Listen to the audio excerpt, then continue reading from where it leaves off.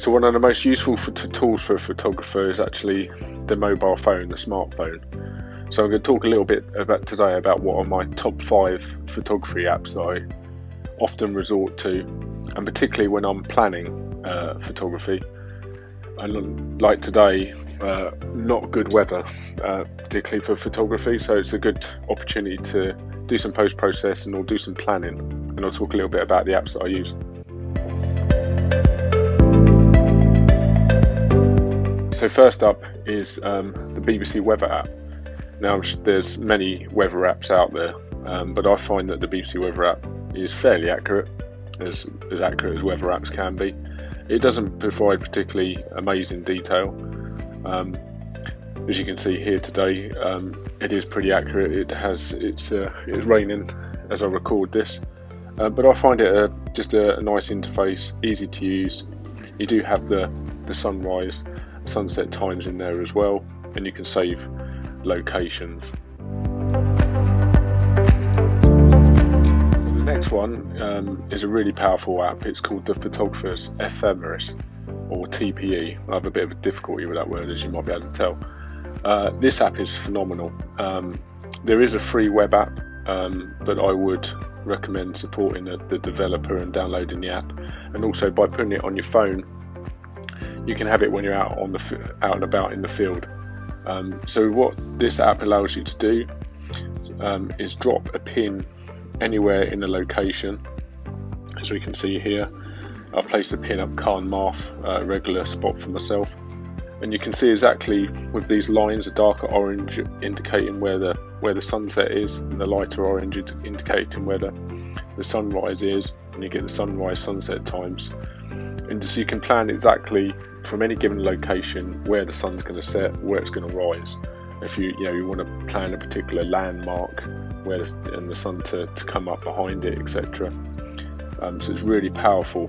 There's too much for me to try and cover in this video, but it's a must-have, I think, for photographers. And it also supports a nighttime view. So here you can see in the same location here, you can see the balls representing the Milky Way core, and you can see Polaris. So for doing astrophotography, it's great again. So yeah, that's a must-have app, that one. So my third choice is an app called TidePoint. Again, a bit like the BBC Weather app, a really simple app, nothing too technical. But this is for tide times, particularly useful if you do a lot of seascapes like myself. And it's really straightforward to use. It does have an in-app purchase facility where you can buy tide times beyond the next 7 days, which I do for certain locations because it's useful to plan ahead. But otherwise you get, I think it's 7 days free tide times, and you can save locations.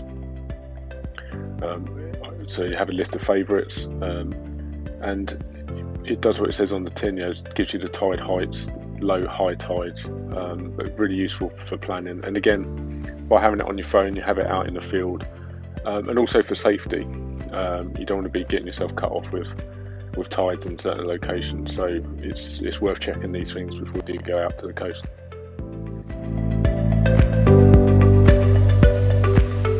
So in fourth place, we've got the Night Sky app.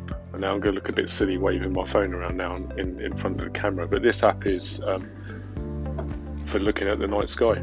But with photography, particularly useful in astrophotography if you want to identify a particular constellation, a particular planet. I've used it in the past if I'm having difficulty identifying Polaris and I want the North Star for doing a star trail.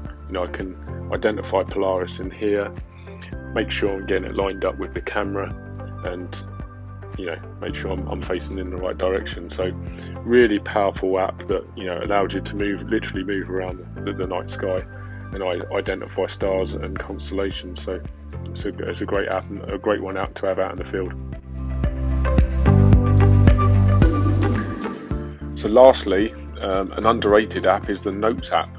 So I just use the built-in Notes app in my phone, and I use this particularly if I'm planning. I'll make some sunrise notes, make a note of when civil twilight is, when sunrise is, what the tide's doing, what the weather is forecasted to do. So I can just know when I need to set my alarm, when's the best time going to be at the location. And also, if I'm out walking and I see a particular shot that I think might work in different conditions, I'll pop some notes in my phone, so it can be a little bit of a photography wish list, if you like. So the Notes app is really useful for jotting down ideas and planning.